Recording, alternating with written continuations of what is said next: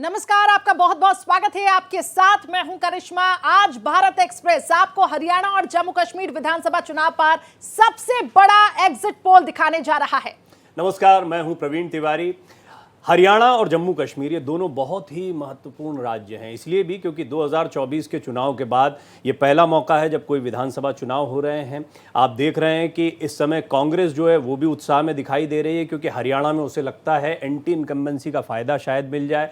वहीं पर आप देख रहे हैं जात, दलित, ओबीसी, इन वोटों के समीकरण अलग अलग राजनीतिक दलों ने सजाए हैं। और 10 साल के गैप के बाद जम्मू कश्मीर का चुनाव और ज़्यादा दिलचस्प हो गया। बम्पर वोटिंग हुई है। कौन अपनी सरकार बनाएगा, ये सभी के जहन में सवाल है।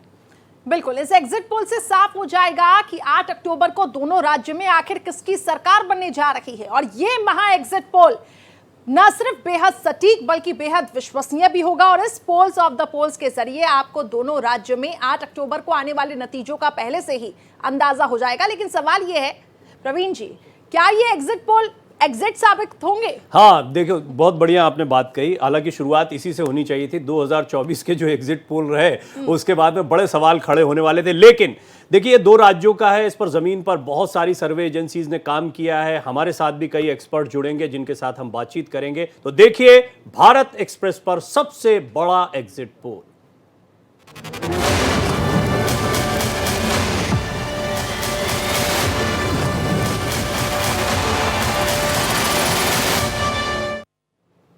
तो भारत एक्सप्रेस पर सबसे बड़ा एग्जिट पोल लगातार आपको बताते रहेंगे कि आखिर कहां पे किसकी सरकार बनने जा रही है। लेकिन आखिर रुझान भी क्या कहते हैं ये तो बाद में पता पड़ेगा। सवाल यही है, एग्जिट पोल आखिर कितने एग्जिट साबित होंगे। इसी बीच जो बड़ी खबर मिल रही है वो आपको बता दें। आपसे थोड़ी देर बाद सबसे बड़ा एग्जिट पोल भारत एक्सप्रेस पर, polls of polls, Jammu Kashmir में आखिर किसकी बनेगी सरकार, ये हम आपको बताने जा रहे हैं एग्जिट पोल के जरिए।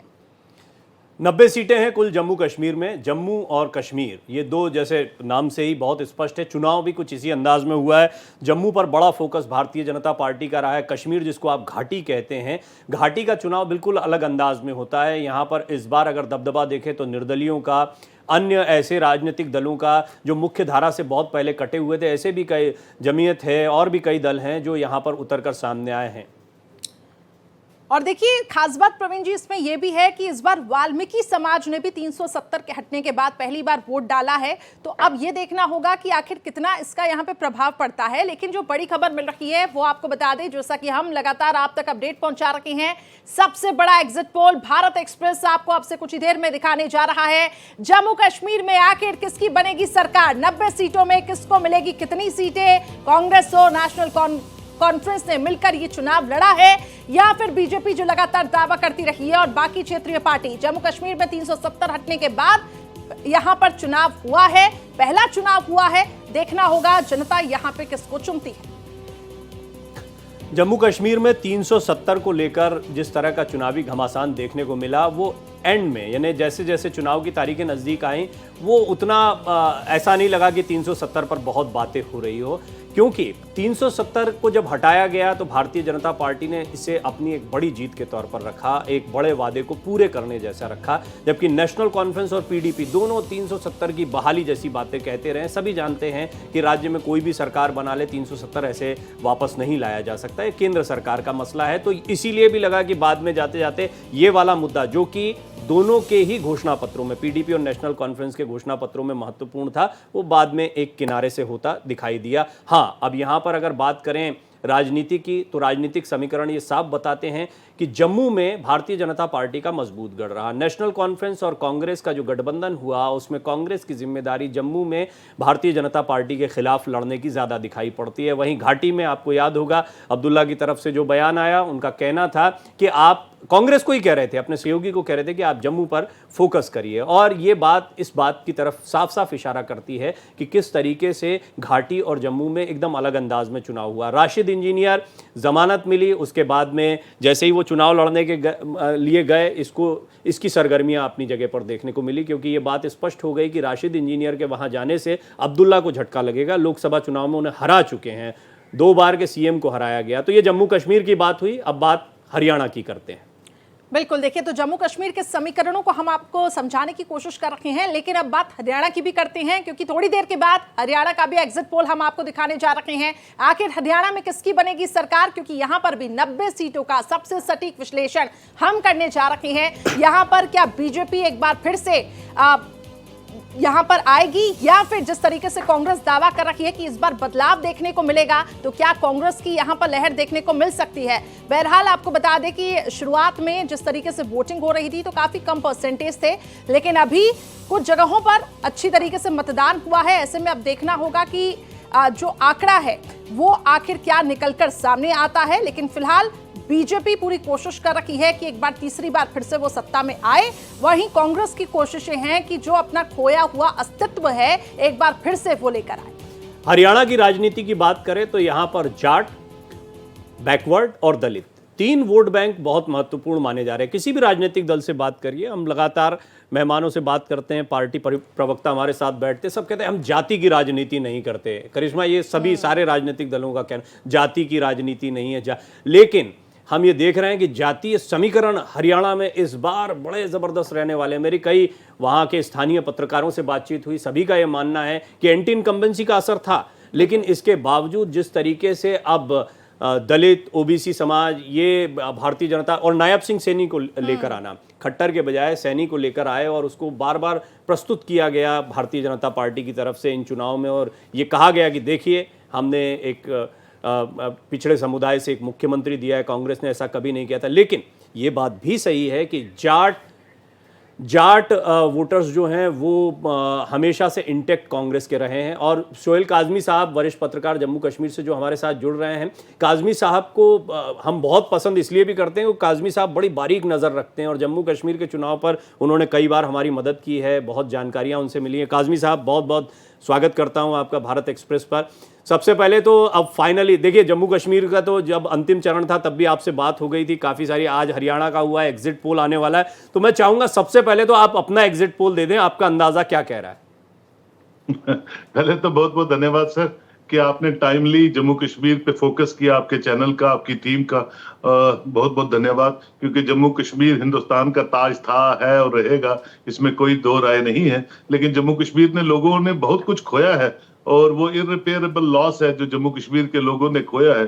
क्योंकि मैं जब भी बात करता हूं तो ये कहता हूं कि हमारा जो पड़ोसी है इतना खूबसूरत, जिसको पाकिस्तान बोलते हैं, जब तक वो कुछ ना कुछ खराबी जम्मू कश्मीर में ना करे, उसकी रात की नींद जो है पूरी नहीं होती है, और वो हमेशा यहाँ एक ग्रहण की तरह काम करता रहता है जम्मू कश्मीर में।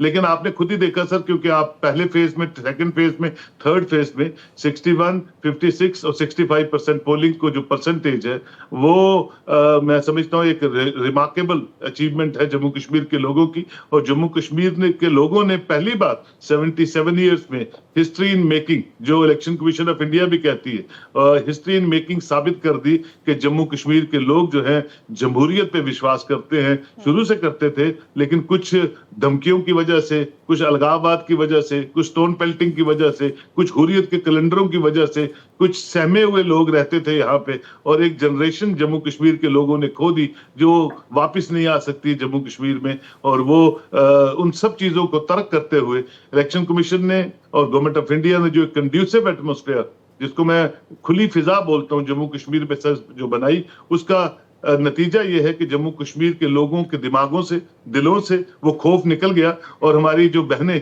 जो फतवा जारी कर दिया करते थे, रेडिकलाइज ग्रुप, कि आप घर से बाहर निकलेंगी तो सर कलम हो जाएगा, पार्लर में जाएंगी तो सर कलम हो जाएगा, अगर वोट डालेंगी तो ये हो जाएगा, ऐसा होगा, वैसा होगा। ये पहली बार 77 ईयर्स में सर जम्मू कश्मीर की बहनों ने, माताओं ने, बुजुर्ग औरतों ने व्हील चेयर्स पे आके वोट का अपना इस्तेमाल किया है। और जमहूरियत को मजबूत करने में सबसे श्रेय जो है वो जम्मू कश्मीर के लोगों को जाता है। Taking care despite of certain threats, despite of certain fringe elements with in the state and outside the state, still people have voted for the Kazmi साहब, जब आप बोल रहे हैं तो टैली जो है वो साथ में आने लगी है, इसलिए मैं चाह रहा हूँ ये बड़ा आनंद का विषय होता है बाद में एनालाइज करने में कि सोहेल काज़मी साहब जिनकी इतनी मजबूत पकड़ है, उनका अंदाजा क्या था और उसको हम चेक करें। हालांकि एग्जिट पोल तो जो है हम सब जानते हैं कि एग्जिट पोल के बाद भी वो इंटरेस्ट बना रहेगा, बट आपका अंदाजा क्या है, मैं चाहूंगा कि वो भी जल्दी आप बताएं, फिर इससे एक मजा आएगा बाद में बात करने में। देखिए सर, यहाँ 90 सीटें टोटल हैं और 90 सीटों में 4-5 यहाँ प्लेयर्स हैं। पहला प्लेयर जो है, अभी हम इसकी ओपनिंग रिमार्क्स में ऐसे बोलते हैं कि नेशनल कॉन्फ्रेंस सबसे ज्यादा सीटें निकालेगी। नंबर 2 पे भारतीय जनता पार्टी, जिसने बहुत इन्वेस्टमेंट की है जम्मू कश्मीर में, लेकिन जम्मू के बाहर उनका जो स्कोप नहीं है जम्मू प्रोविंस के अलावा। नंबर 2 पे बीजेपी रहेगी। नंबर 3 पे कांग्रेस है, जो अलाई है नेशनल कॉन्फ्रेंस की इंडिया ब्लॉक में, उनका नंबर रहेगा। नंबर 4 पे जो है वो पीडीपी है, जिसकी रहनुमा महबूबा मुफ्ती जी हैं। नंबर 4 पे अन्य पार्टियां, जिसमें अपनी पार्टी है, इंजीनियर रशीद है, इंडिपेंडेंट्स हैं, सीपीआईएम है यूसुफ तारिक आमी साहब की। ये सब आंकड़े, ये मैं आपको जो चीजें ये बता रहा हूँ ऊपर से नीचे तक, ये एक जो दिख रहा है और जो लोग हमारे साथ विचार विमर्श कर रहे हैं और जो ग्राउंड रिपोर्ट्स आ रही हैं, वो यही इंडिकेट करती हैं कि इंडिया ब्लॉक जो है, जिसमें नेशनल कॉन्फ्रेंस और कांग्रेस है, उनका नंबर हैवी रहने वाला है। लेकिन इसके अलावा सर, मैं आपसे एक बात और शेयर करूंगा कि 5 सीटें वो हैं जो लेफ्टिनेंट गवर्नर जो है वो नॉमिनेट करेंगे इस ठीक है सर, लेकिन जो वोटर टर्नआउट की अगर हम बात करें तो 2014 की अगर बात करते हैं तो 65% रहा था, और इस बार भी देखिए जैसा कि आप कह रखे हैं, जम्मू कश्मीर की जो आवाम है जमहूरियत की तरफ रुख कर रखी है, डेमोक्रेसी को समझ रखी है, और इस बार भी जो वोटर टर्नआउट था वो 63% था, जो दिखाता है कि लोग अब बढ़ चढ़ के जा रहे हैं वोट करने के लिए। लेकिन इसी बीच प्रवीण जी, पोल्स ऑफ पोल्स क्या कहते हैं, ये भी हम अपने दर्शकों को बता दें। पोल्स ऑफ पोल्स इसलिए इंपॉर्टेंट है क्योंकि देखिए, आप एक तो एग्जिट पोल, इसके साइंस को समझिए कि जब एग्जिट कर रहा है मतदाता, उस समय पर आप उसकी राय लेते हैं तो ऐसा माना जाता है कि बड़ी, क्यों अब इसमें सैंपल साइज अलग अलग।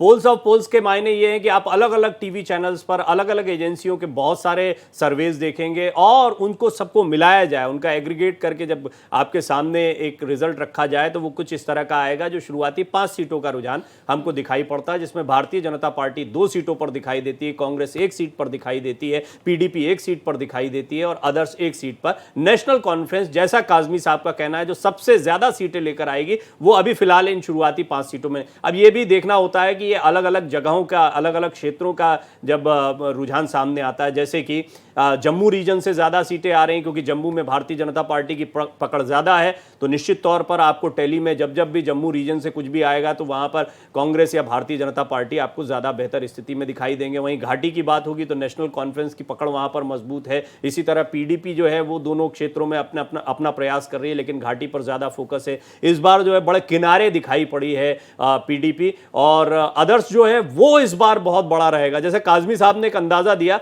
मुझे ऐसा लगता है कि इस बार अदर्स की टैली जो होगी वो बड़ी इंपॉर्टेंट रहने वाली है, और जम्मू रीजन में अगर भारतीय जनता पार्टी अच्छा करती है तो अदर्स, जो बार बार कहा जा रहा था कि अपरोक्ष रूप से भारतीय जनता पार्टी ने उनका सहयोग किया या उनको एनकरेज किया है, कुछ बहुत ही सिलेक्टिव और स्ट्रैटेजिकल डिस्ट्रीब्यूशन टिकट के हुए हैं, वो सारी चीजें आपको देखने को मिल सकती है। तो ये अदर्स की टैली भी जो है वो बहुत महत्वपूर्ण होगी। ये तो बहुत शुरुआती एग्जिट पोल के, देखिए ये एग्जिट पोल नहीं है, उसके लिए तो 8 तारीख का हम सभी को इंतजार है, लेकिन एग्जिट पोल जब हमारे सामने आता है तो एक दिलचस्पी बढ़ती है। पिछली दफा कई बार एग्जिट पोल गड़बड़ाए हैं, खासतौर पर ये 2024 के लोकसभा चुनाव में तो हमने देखा बंटाधार हो गया था एग्जिट पोल का, बिल्कुल भी कोई एक्यूरेट नंबर्स के आसपास नहीं दिखाई पड़ रहा था। 400 वाले फिगर के आसपास सारे एग्जिट पोल वाले भी आ गए थे। खैर, इस सब से ये पता लगता है कि एग्जिट पोल का जो साइंस है वो कई बार गड़बड़ाया है। इसके बावजूद सारी चीजें जब आएंगी सामने तो उससे एक अंदाजा लगेगा, क्योंकि ऐसा भी नहीं है कि हर बार एग्जिट पोल गड़बड़ाया हो,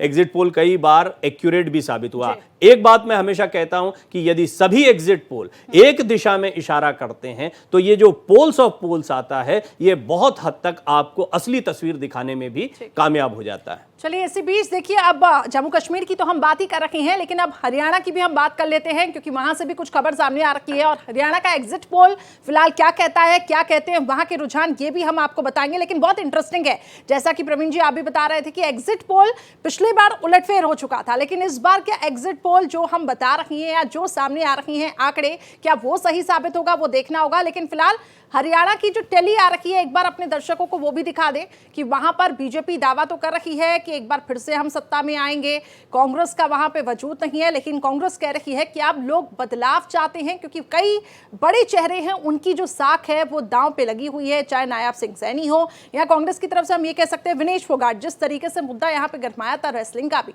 अब ये देखना होगा कि कितना यहाँ पे वो माइलेज ले पाती हैं। फिलहाल हमारे साथ कुछ खास मेहमान जुड़े हुए हैं, देवकी नंदन मिश्रा जी जो कि पॉलिटिकल पॉलिटिकल एनालिस्ट है वो हमारे साथ जुड़ चुके हैं, सुनील मिश्रा जी हमारे साथ जुड़े हुए हैं, और इसके अलावा विकास हमारे सहयोगी जम्मू कश्मीर से हमें अपडेट दे रहे हैं। सबसे पहले विकास आपकी तरफ आना चाहूंगी। और डॉक्टर संजय कुमार भी हमारे साथ जुड़ गए हैं। तो डॉक्टर संजय, आपका भी स्वागत है। देवकी नंदन जी, आपका भी स्वागत है। विकास अब्रोल हमारे सहयोगी, वो भी आपको जानकारी। चलिए विकास, हमारे सहयोगी जम्मू कश्मीर की अपडेट्स हमें दे रहे हैं। विकास, जिस तरीके से अभी देखने को मिला कि जम्मू कश्मीर की जो आवाम है बढ़ चढ़ के देखिए वोटिंग लोकतंत्र के महापर्व में उन्होंने हिस्सा लिया, क्या लगता है इस बार आपको, क्योंकि दावे वादे दोनों ही तरफ से कई जो क्षेत्रीय पार्टी हैं उन्होंने भी यहां पर किए हैं, किस तरीके का आपको वहां पे रुझान देखने को मिल रहा है?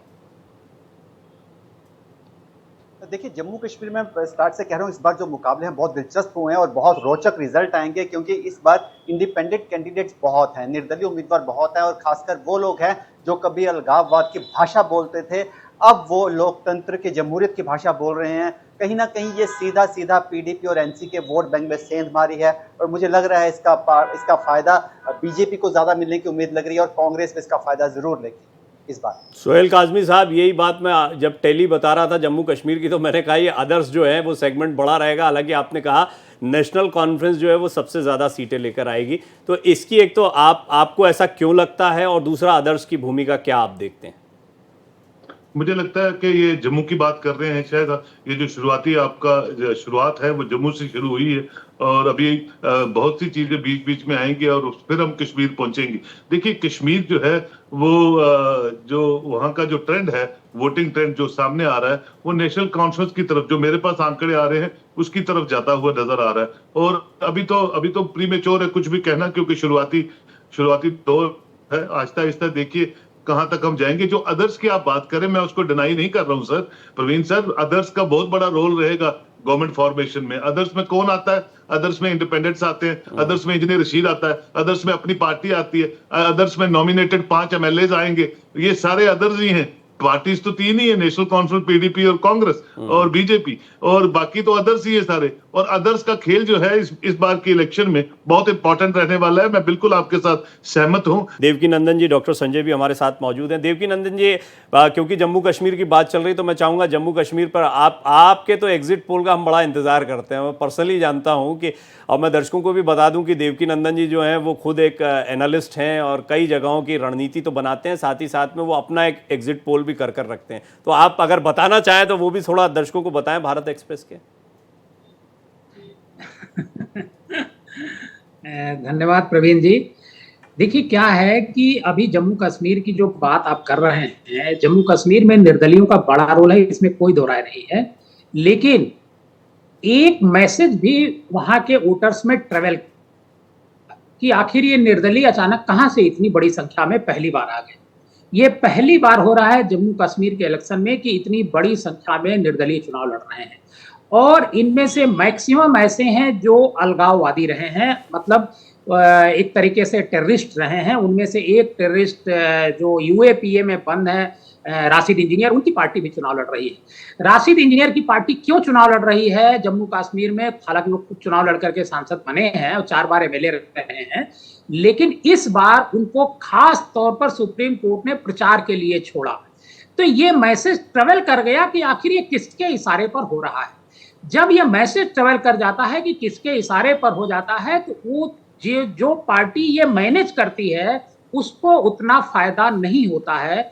जो बात अभी काजमी साहब कह रहे थे, बिल्कुल ठीक बात है कि उतना फायदा भारतीय जनता पार्टी को नहीं होगा, ये निर्दलियों को उतना फायदा नहीं होगा जितना उम्मीद वो लगाए बैठे थे, क्योंकि ये मैसेज ट्रेवल कर गया कि ये सारे लोग भारतीय जनता पार्टी के द्वारा खड़े किए गए लोग हैं। जैसे उत्तर प्रदेश में 2024 का जब चुनाव हो रहा था और 2022 का जब चुनाव हो रहा था विधानसभा का, तो मायावती महज 1 सीट जीत पाई, क्योंकि ये मैसेज ट्रेवल कर गया था कि मायावती बीजेपी के इशारे पर काम कर रही है। और शायद यही वजह थी कि मायावती को 1 सीट पर संतोष करना पड़ा, हालांकि उनका वोट शेयर 12.5% रहा। यही हाल मुझे जो लगता है जम्मू कश्मीर में नजर आएगा। डॉक्टर संजय कुमार जी, आपका एग्जिट पोल क्या कहता है सर? खासतौर से अगर हम बात जम्मू कश्मीर की करें, क्योंकि 370 के बाद, जिस तरीके से 370 के हटने के बाद यहाँ पे इलेक्शंस हुए, जम्मू कश्मीर की जनता ने यहाँ पे बढ़ चढ़ के वोटिंग की है, आप क्या इसे समझ पा रहे हैं? अगर हम जम्मू कश्मीर का भी हम यहाँ पे समझे आपसे एग्जिट पोल, और इसके साथ साथ हरियाणा का भी। पिछली बार हरियाणा का एग्जिट पोल देख लीजिए, भारतीय जनता पार्टी को कितनी सीटें दी जा रही थी और वो 40 सीट आ गई उनकी। या कांग्रेस को कहा जा रहा था कि कांग्रेस इस बार सरकार बनाने में कामयाब हो जाएगी, कांग्रेस वहां सरकार नहीं बना पाई, जेजेपी ने किंग मेकर की भूमिका अदा की और कैसे सरकार बन गई हम लोगों ने देखा उसको। तो ठीक है, एग्जिट पोल एक सैंपल सर्वे होता है कुछ लोगों का, लेकिन उस सैंपल सर्वे के आधार पर हम पूरी तरह से एग्जैक्ट पोल की बात नहीं कर सकते। ठीक है, लोगों का वोटिंग खत्म हो जाने के बाद एक उत्सुकता रहती है और कभी कभी तो एग्जैक्ट पोल बिल्कुल जो ये होता है उसके रियलिटी के बिल्कुल अलग होता है। जहां तक जम्मू कश्मीर की बात है, जम्मू को हम लोग अगर अलग मान के चलें, कश्मीर को अलग तरीके से देखें, तो ये देखा जाएगा कि जम्मू में बीजेपी इस बार मजबूत स्थिति में दिख रही और कश्मीर में निर्दलीय, पीडीपी और ये जो नेशनल कॉन्फ्रेंस और जो कांग्रेस, इन लोगों का मिला जुला हुआ दिख रहा है। अब देखना होगा, जो मैं सुन रहा था जो हमारे पैनलिस्ट हैं, कि कैसे निर्दलीय इस बार प्रभाव डाले हैं वोटरों के मन मस्तिष्क पर और वह किस तरह से परिणाम में बदल पाते हैं, नहीं बदल पाते हैं। पीडीपी जिस तरह से बड़े बड़े दावा कर रही थी, क्या पीडीपी फिर उस घाटी में अपना करिश्मा दिखा पाएगी, नहीं दिखा पाएगी। तो जिस तरह से जनसभाओं में देखा जा रहा था, जिस तरह से बोल देखे जा रहे थे, आज ही नेशनल कॉन्फ्रेंस के जो फारूक अब्दुल्ला है उनके बयान को मैं देख रहा था, उन्होंने कहा कि नहीं, किसी भी कीमत पर मैं बीजेपी के साथ सरकार नहीं बनी। बहुत तरह के ई फॉरवर्ड के सवाल किए गए कि अगर एक ऐसी स्थिति बनती है जिसमें फिर से एक बार अगर आपको बीजेपी के साथ सरकार बनाने का मौका मिले, आपको ऑफर मिले, तो क्या आप बनाना पसंद करेंगे? तो उन्होंने कहा कि नहीं, हम बीजेपी के साथ सरकार बनेंगे। मतलब बीजेपी को भी वो अंडर एस्टिमेट नहीं कर रहे हैं और ये भी खुल करके नहीं बोल रहे हैं कि हम बहुत बेहतर कर जाएंगे या हमारी सरकार बनेगी। तो अभी तो अपने अपने दावे हैं और सैंपल सर्वे का, चूंकि कई एजेंसियों का एग्जिट पोल आता है, थोड़ा हम लोग इंतजार करें, क्योंकि हम लोग तो उस आधार पर ही चीजों को देखते हैं। जब नेताओं के बॉडी लैंग्वेज, उनके भाषण, उनके लोगों का रिएक्शन और फिर वो इफ बट में जाकर के जब वो अपने तरीके से लोगों को घुमाने लगते हैं, तो एक अंदाजा तो मिल ही जाता है ना कि उनको भी अपनी जमीनी समझ है कि हमारे पक्ष में कितने लोगों ने मत किया, कितने लोगों ने नहीं किया। हरियाणा की लड़ाई तो आमने सामने की लड़ाई है, कांग्रेस वर्सेस बीजेपी। अब एक नया जो कोण बना है वो आप पार्टी, क्या आप पार्टी हरियाणा में मजबूत उपस्थिति दर्ज कराएगी या मजबूत स्थिति दर्ज नहीं कराएगी? और जेजेपी क्या फिर किंग मेकर की भूमिका में होगी या किंग मेकर की भूमिका में नहीं होगी? तो बयान अलग अलग है, लेकिन हाँ, एक जो वोटिंग परसेंटेज है वो थोड़ा अच्छा हुआ और वोटिंग परसेंटेज को इस रूप में भी कैलकुलेट किया जाता है कि जब अच्छा वोटिंग परसेंटेज होता है तो इसको माना जाता है एंटी इनकम्बेंसी का इम्पैक्ट। तो क्या वहां सत्ता परिवर्तन होने जा रही है या वर्तमान सत्ता ही रहने जा रही है? थोड़ा और हम लोगों को इंतजार होगा, करना होगा, तब तक। हालांकि ये जब हम चुनावी विश्लेषण करते हैं तो उसकी दिलचस्पी वही है कि हम देखते हैं लोगों को, मैं अभी कभी सुबह पार्क में घूमने भी जाता हूं तो मैं देखता हूं लोग इसी पर बात कर रहे हैं, अरे इस बार इसकी आने वाली, देखा नहीं उसने ये बोल दिया, जलेबी की फैक्ट्री पर चर्चाएं हो रही है। मतलब लोगों में दिलचस्पी बड़ी रहती है। ये बात सही है कि 8 तारीख को स्पष्ट होगा ये तो कि किसका क्या हुआ, किसके दावे चले, किसके दावे नहीं चले, ये सारी बातें स्पष्ट होंगी। लेकिन उससे पहले मुद्दे समझ में आ जाते हैं जब आप एग्जिट पोल पर बात करते हैं। और आपने एग्जिट पोल पर एक बात कही, कुछ हद तक मुझे भी मतलब पिछले कुछ एग्जिट पोल को देखकर लगता है, लेकिन जब मिश्रा जी हमारे साथ बैठे हैं, सुनील मिश्रा जी, जिनका कि पूरा कामकाज ही इसी चीज पर है, तो वो इस पर जरूर टिप्पणी करना, इस विज्ञान पर बोलिए और इस बार एग्जिट पोल पर क्यों भरोसा करें, ये बताइए आप। प्रवीण जी, थैंक यू सो मच। सबसे पहली चीज़ तो आप देखें कि क्या है, एग्जिट पोल एक सिस्टम है, प्रोसीजर है और मुझे लगता है एक साइंटिफिक अप्रोच भी है। सही होना और गलत होना तमाम फैक्टर्स पे डिपेंड करता है। कई बार जनता के मन पार्टियां नहीं समझ पाती हैं, आप जैसे विश्लेषक नहीं समझ पाते हैं, तो एजेंसियों के लिए भी जिस लेवल पे सर्वे ले रहे हैं फेल होना वाजिब है। क्योंकि देखिए, ह्यूमन कॉन्सेप्ट को समझना, ह्यूमन ब्रेन को 100% यह दावा करना कि मैं समझ लिया हूँ, ये पूरी तरह से गलत है। जहाँ तक बात यह है कि सिर्फ एग्जिट पोल की नहीं, प्री इलेक्शन पोल की बात करें, पोल की बात करें, सर्वे की बात करें, बहुत से ऐसे चीज़ हैं जो कस्टमर के परसेप्शन के आधार पर, उनकी नीड्स के आधार पर, क्या डेमोग्राफिक चेंज हो रहे हैं, किस तरह वोटिंग बिहेवियर चेंज हो रहा रहा है, महिलाओं की कितनी भागीदारी बढ़ रही है, तो सर्वे की जरूरत पड़ती है समय समय पे जो है। हो सकता है एग्जिट पोल कभी फेल हो और कभी पास हो। जहां तक अगर अभी बात करें जो एग्जिट पोल होने जा रहे हैं, जो भी एग्जिट पोल में सम्मिलित एजेंसियां हैं हरियाणा की या जम्मू कश्मीर की, तो कहीं ना कहीं एग्जिट पोल से इतर भी, चूंकि मैं हरियाणा इलेक्शन में एक पार्टी के साथ रहा हूं, तो कहीं ना कहीं इस बार बिहार बदलाव की दिख रही है। जैसे अभी आपके तमाम जो है एनालिस्ट और पैनल के लोगों ने बोला, यहाँ पे दो कारण प्रमुख देखेंगे। पिछली बार अगर भारतीय जनता पार्टी की सरकार कहीं ना कहीं आप देखेंगे हरियाणा में आई थी तो जेजेपी के वजह से आई थी। मैं सिर्फ पोस्ट इलेक्शन अलायंस की बात नहीं कर रहा हूं, मैं उस समीकरणों की बात कर रहा हूं कि किस तरह से जाट मतदाता जो है जेजेपी के साथ गया, जिससे कांग्रेस तमाम सीटों पे चुनाव हारी। और मुझे लगता है कि इस बार भारतीय जनता पार्टी अगर सत्ता से बाहर होगी तो वो भी जेजेपी की वजह से ही होगी,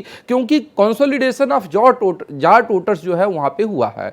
तो मुझे लगता है कि हरियाणा में बहुत ज्यादा भारतीय जनता पार्टी के लिए गुंजाइश है नहीं, क्योंकि आम आदमी पार्टी अगर सशक्त रही होती है और कहीं ना कहीं मजबूती से चुनाव लड़ी होती तो भारतीय जनता पार्टी को फायदा हुआ होता। लेकिन आम आदमी पार्टी की एक दो सीटों पे अगर चीजें छोड़ दिया जाए तो मुझे लगता है कहीं पे भी 2% 3% से ऊपर भी प्रभाव इनका, इवन 2% भी प्रभाव दिख नहीं रहा है। एक ही सवाल मेरे जहन में आता है अभी, हालांकि ये पर्सनल है, आप देना चाहें तो दीजिएगा जवाब, नहीं देना चाहें तो मत दीजिएगा। आप जिस पार्टी के साथ में जुड़े हैं उसकी परफॉर्मेंस कितना इंपैक्ट करती है आपकी रिसर्च और सर्वे को? देखिए क्या है कि रिसर्च और सर्वे में जिस पार्टी से जुड़े हैं उसकी मुझे लगता है कि कोई भी इम्पेक्ट नहीं करती है। रीजन क्या है कि अगर उसकी आप अच्छाइयों को हम कहीं ना कहीं प्रेजेंट कर रहे हैं तो पार्टी को नुकसान पहुंचा रहे हैं। आप जाट वोट की बात करते हैं, लेकिन फिर उसमें ये ओबीसी, बैकवर्ड और दलित, ये दो चीजों को लेकर जो एक माहौल बन रहा है, क्योंकि हमने देखा कि भारतीय जनता पार्टी ने भी जो है फोकस, मैंने तो बहुत ओपनली पूछा, जाट हम सब जानते हैं, हुड्डा जो है वो जाटों के बहुत बड़े नेता के तौर पर हैं, चेहरे के तौर पर हैं, उनकी तरफ स्वाभाविक झुकाव है, कांग्रेस की तरफ रहे हैं, चौटाला थे लेकिन बीजेपी के साथ जाने के साथ बाद ठगे हुए भी महसूस कर रहे हैं। ये बात भी सही है, ये बिल्कुल सही एनालिसिस है आपकी कि जो जेजेपी को पहले मिल जाता था वोट शेयर, वो अब हो सकता है कंसोलिडेट होकर कांग्रेस के पास चला जाए। लेकिन नायब सिंह सैनी का आना और बैकवर्ड और दलित वोटों पर ज्यादा फोकस करना भारतीय जनता पार्टी का, क्या ये सिनेरियो चेंज नहीं? देखिए प्रवीण जी, सबसे पहली चीज तो ओबीसी मतदाता या दलित मतदाता में भी अगर आप बात करें, चूंकि मैं ग्राउंड पे था, हमारी टीमें ग्राउंड पे थी, एक लोगों के अंदर कहीं ना कहीं विरोध है। सिर्फ मैं जाट मतदाताओं की बात नहीं कर रहा हूं, ओबीसी और एससी कम्युनिटी के लोग भी बदलाव की बातें कर रहे हैं। इसका आप एंटी इनकम्बेंसी का परिणाम खुद ब खुद समझ लीजिए कि अगर मध्यावधि सरकार में भारतीय जनता पार्टी को अपने मुख्यमंत्री का चेहरा बदलना पड़ रहा है और कहीं ना कहीं उनको भी इस बात का एहसास है कि एंटी इनकम्बेंसी की वजह से हमने हुड्डा के समक्ष कोई ऐसा चेहरा नहीं दे पाए हैं जिसका सभी कम्युनिटी के बीच में एक पकड़ हो, तो यह कहना कि सिर्फ कहीं ना कहीं बीजेपी के लिए जो समीकरण कहा जाता है कि ओबीसी और एससी को कंसोलिडेट करके वो सरकार में वापसी करेंगे या सरकार बना लेंगे, मुझे लगता है कि कल अगर देखेंगे तो डॉक्टर अशोक तंवर को कहीं ना कहीं इमीडिएटली बेसिस पे जिस तरह से पार्टी ने इलेक्शन से एक दिन पहले कांग्रेस ने लेने की कोशिश की है, तो एक मैसेज था कि 2-4% के करीब में एससी एसटी मतदाता कहीं अगर छिटक भी रहे थे तो एक चेहरे के नाम पे इनको अपने साथ। साहब तो सब दूर घूमकर आ गए हैं। हालांकि यहाँ पर चंद्रशेखर भी है, बीएसपी के साथ भी एक समीकरण बना। डॉक्टर संजय, इसका कितना इंपैक्ट आपको लगता है, ये जो दो छोटे छोटे समीकरण बने? क्योंकि ऐसा लगता है कि यहां पर भी जो पिछड़े या दलित वोट थे उनको आकर्षित करने का एक प्रयास था, लेकिन कौन किसको फायदा पहुंचाने की कोशिश कर रहा है? नहीं, देखिए बीजेपी तो लगातार पिछले कुछ चुनावों से ओबीसी वोटर पर वो दांव लगा रही है और दलित लोगों को भी एक मैसेज देने की भी कोशिश कर।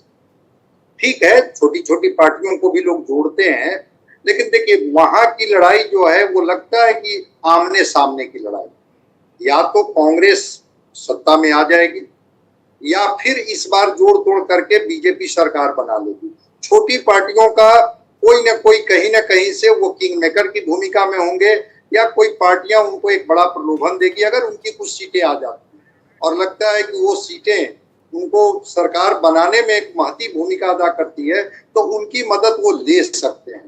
लेकिन लड़ाई बिल्कुल आमने सामने की है। बिल्कुल जो हुड्डा साहब हैं वो जाट नेता है। पोल्स में एक बात साफ हो गई है, अगर एग्जिट पोल के नतीजों पर अगर जरा भी दिलचस्पी है तो जो सुनील मिश्रा कह रहे हैं वो बात बिल्कुल ठीक दिखाई पड़ रही है। बम्पर जीत होती दिखाई दे रही है कांग्रेस की। देवकी नंदन जी भी इस बात को कह चुके हैं, एक्सप्लेन भी कर चुके हैं।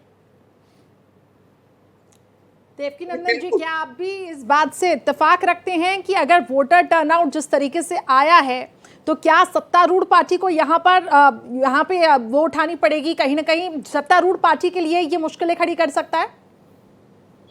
देखिए, वोटर टर्नआउट तो करीब 66% का अभी तक आया है और पिछली बार का जो वोटर टर्नआउट था उससे अगर अभी का टर्नआउट देखा जाए जो 66% आया है तो करीब 2.25% डाउन है, बढ़ा नहीं है, क्योंकि पिछली बार 68.24% था वोटर टर्नआउट, इस बार अभी तक का 66 आया हुआ है और हो सकता है क्योंकि बाद में जब कैलकुलेशन होता है तो 1-2% वोट बढ़ जाता है, तो मतलब वोटर टर्नआउट बराबर रहेगा अगर 2% बढ़ता है तो।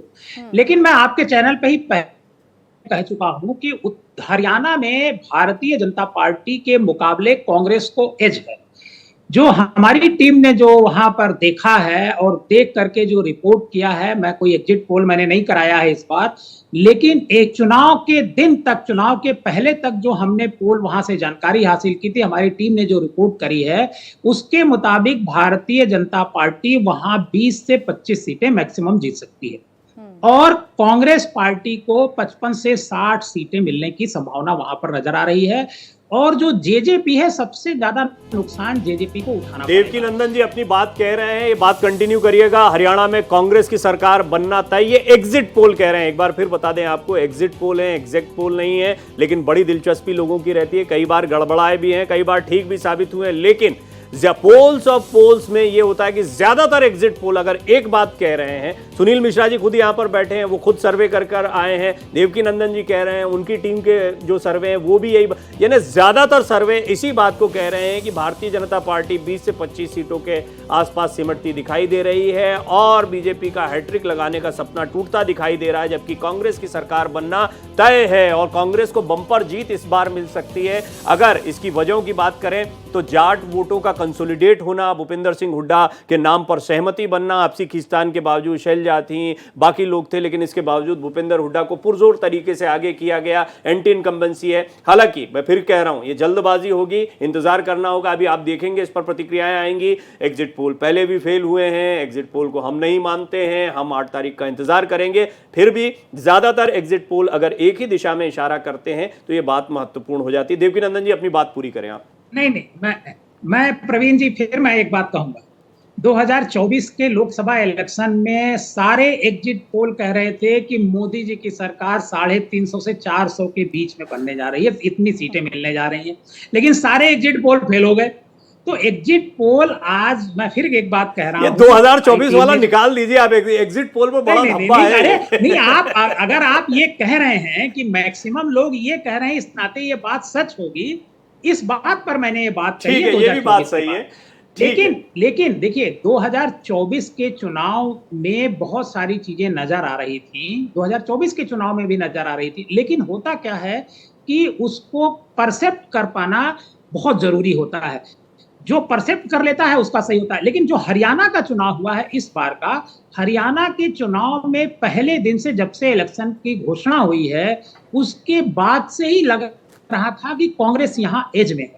बीजेपी ने बहुत सारी कोशिशें की, कोई कोशिश भारतीय जनता पार्टी ने वहां पर छोड़ी नहीं कि हमको एज मिले, जिसमें हुड्डा जी का मनोहर लाल खट्टर को हटाना, नायब सिंह सैनी बैकवर्ड को लाना, क्योंकि जो वहां पर जो जातीय समीकरण है उसमें जाट करीब 25 से 30% जाट बिरादरी के लोग आते हैं। और जम्मू कश्मीर का एग्जिट पोल तो बहुत ही चौंकाने वाला दिखाई दे रहा है। नहीं, ये चौंकाने वाला नहीं होगा। जम्मू कश्मीर में भी आपको बता रहे हैं कि भारतीय जनता पार्टी जो सीटें जीत रही होगी वो केवल जम्मू रीजन में जीत रही होगी, कश्मीर रीजन में भारतीय जनता पार्टी को एक सीट नहीं मिलेगी, ये हमारी टीम का कहना है, डिजिटल चाणक्य। अब वो तो ठीक है, अदर्स में हमने बोला ही है कि देखिए मैं फिर कह रहा हूं, ये अदर्स जो भी 5-7 सबसे ज्यादा अदर्स मुझे ऐसा लगता है कि इंजीनियर राशिद की पार्टी के लोग जीतेंगे, क्योंकि वो खुद एमपी हैं, तो निश्चित तौर पर उनकी लोकसभा में उनको अच्छा उसका रिस्पांस मिलेगा।